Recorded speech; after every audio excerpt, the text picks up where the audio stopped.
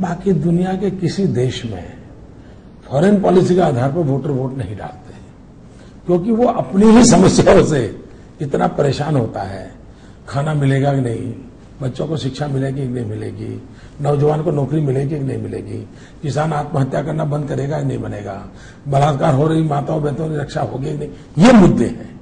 और इसलिए बहुत स्वाभाविक है कि हिंदुस्तान के अंदर चुनाव में सामान्य मानवीय की जिंदगी से जुड़े हुए सवाल प्रीडोमिनेंट रहते हैं, और इसलिए बहुत स्वाभाविक है कि ऐसे विषयों की चर्चा बहुत कम होती है। लेकिन जहां तक भारतीय जनता पार्टी, हम सालों से सरकार में रहे हैं, हम एक रिस्पॉन्सिबल विपक्ष के रूप में रहे, हर बार हमने हमारी पोजीशन क्लियर की हुई है। ऐसा नहीं कोई अंधेरे में तीर मार रहे हैं हर विषय में। लेकिन अगर मोटे तौर पे मैं कहूं, अब फॉरेन पॉलिसी का आज से 25-50 साल 30 साल पहले का जो रूप था वो नहीं रहा। अब external affairs ministry in A way mainly trade and commerce को ही डील करती है। इंपोर्ट एक्सपोर्ट के आसपास ही मामला होता है। अब हमारी विदेश नीति ऐसी हो जो हमारा एक्सपोर्ट बढ़ाए, इंपोर्ट कम करे। हमारी विदेश नीति ऐसी हो जो हमसे दुनिया से टॉप मोस्ट टेक्नोलॉजी लाए, अधिकतम अधिक टेक्नोलॉजी लाए। हमारी विदेश नीति या कॉमर्स नीति ऐसी हो जिसके कारण हमारे यहां सबसे ज्यादा मैन्युफैक्चरिंग सेक्टर में इन्वेस्टमेंट आए। इन चीजों की ओर बल चढ़ा है। तीसरी बात है संबंधों का रूप। बाय एंड लार्ज संबंधों में कोई उतार चढ़ाव ज्यादा नहीं आता है। कोई बड़ी एक्स्ट्राऑर्डिनरी घटना घटती है तो फिर थोड़ा सा, बिल्कुल, बाकी तो नॉर्मल हमारी दुनिया में चलता रहता है, ये सब जानते हैं। लेकिन हमारा मत ये है, क्या विश्व में भारत को स्वीकृति मिल रही है? क्या भारत का नाम आते ही दुनिया को लगे हाँ भाई इनसे तो दोस्ती बनाना जरूरी है, इनकी हमें जरूरत है? वो स्थिति विदेश नीति से ज्यादा आंतरिक नीतियों पर निर्भर करती है। देश अगर ताकतवर बनता है, देश शक्तिशाली बनता है, तो विश्व आपको स्वीकार करता है। हमारा प्रॉब्लम क्या हो गया है कि हमने अपने आप को इतना नीचे कर दिया है कि दुनिया हमें ऐसे ही गिनता ही नहीं है। तो वो स्थिति बदलनी चाहिए। तीसरी, हमें दुनिया पर हावी होने के लिए हम नहीं है। जिनको ये शौक है वो करते रहे। हमारा काम है दुनिया से दोस्ती बढ़ाना। हमारा काम है सारी दुनिया से आंख मिला करके बात हो। लेकिन आंख मिचोली वाले इंटरनेशनल रिलेशन नहीं होते हैं, आंख दिखाने वाले रिलेशन नहीं होते हैं, आंख झुकाने वाले रिलेशन नहीं होते हैं। और उसके लिए अगर आप सही ढंग से चलते हैं, दुनिया आपके साथ चलती है। मोदी जी, आपने कहा कि भारत में विदेश नीति बहुत बड़ा कोई चुनावी मुद्दा नहीं होता है। चुनावी मुद्दा देश की अंदरूनी जो स्थिति है वो होती है और उनकी जो समस्या है। मोदी जी की नजर से अगर देखें तो देश में आज सबसे बड़ी दो परेशानियां क्या हैं? कुशासन और विकास का न होना। विकास का न होना। देश को अगर हमें बाहर लाना है तो विकास पर बल देना पड़ेगा। देश को हमें अगर गरीबों की भलाई करनी है तो हमने सुराज्य के ऊपर बल देना पड़ेगा। अब मैं बताऊं क्या कारण है कि हमारे गरीब के बच्चे भी स्कूल नहीं जाते हैं। पैसे नहीं है, पैसे हैं। स्कूल नहीं है, स्कूल है। टीचर नहीं है। लेकिन गवर्नेंस नहीं है। उसके कारण बच्चा अपने घर बैठा है, टीचर अपने घर बैठे हैं, स्कूल को ताला लगा है। ये अगर सुशासन आता है तो गरीब का बच्चा पढ़ने लगेगा। कोई बीमार हो गया, गांव में अस्पताल है, एक्सरे मशीन बंद पड़ा है, डॉक्टर हाजिर नहीं है, पैथोलॉजी लेबोरेटरी काम नहीं कर रही है, गरीब आदमी जाएगा कहां? गरीब के पास तो सरकारी अस्पताल के सिवा कुछ नहीं है। उसको बेचारों को अपने गांव से दूसरे गांव जाना है, बस आ नहीं रही है, कहां जाएगा वो? ये सारी चीजों का समस्या का समाधान सुशासन से होता है।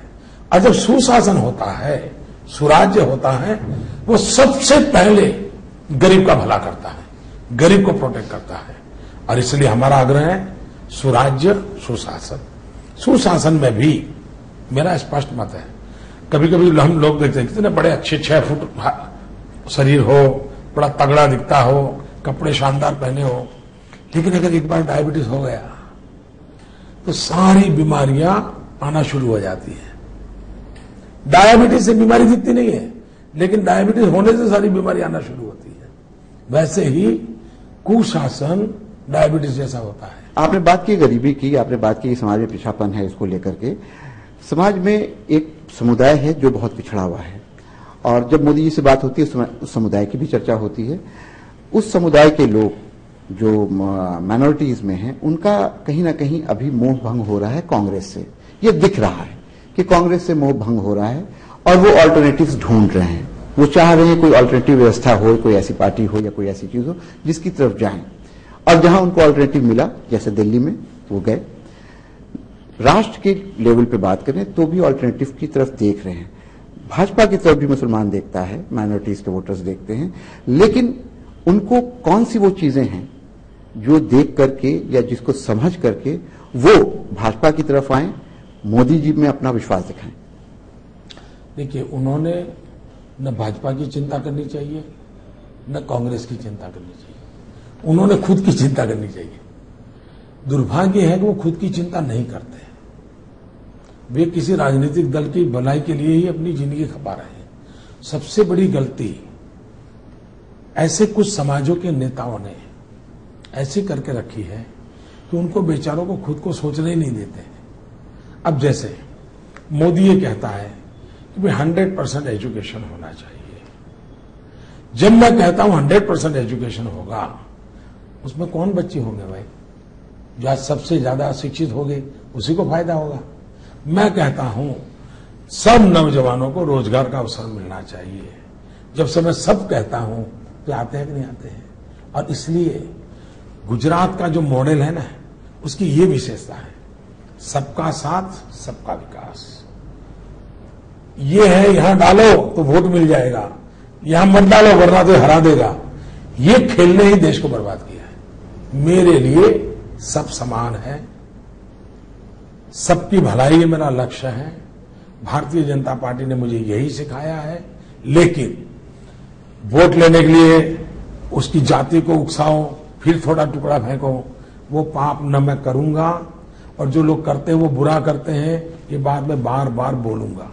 मोदी जी, आपने बहुत जैसे अभी अचानक एक जगह मेरा इंटरव्यू एक बात निकली, मीडिया ने इसको दबा दिया जी। क्यों दबा दिया मुझे मालूम नहीं।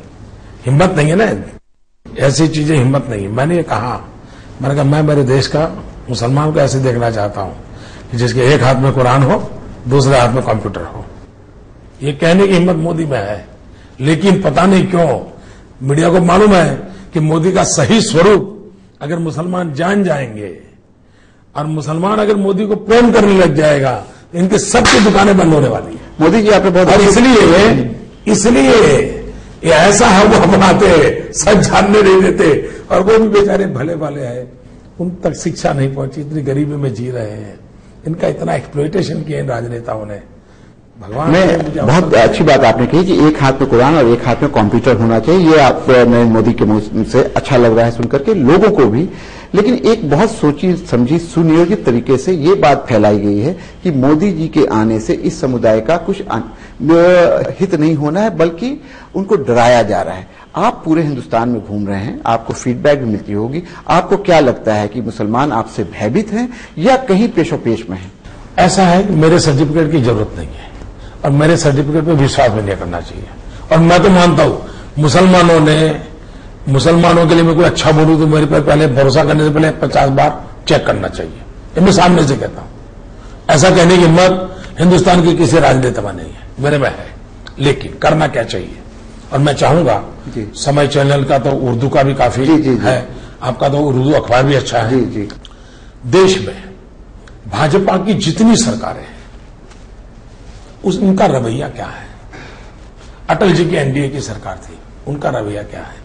और दूसरा, चौथी बार मुख्यमंत्री नरेंद्र मोदी बैठा है, यहां वो क्या कर रहा है? जैसे मैं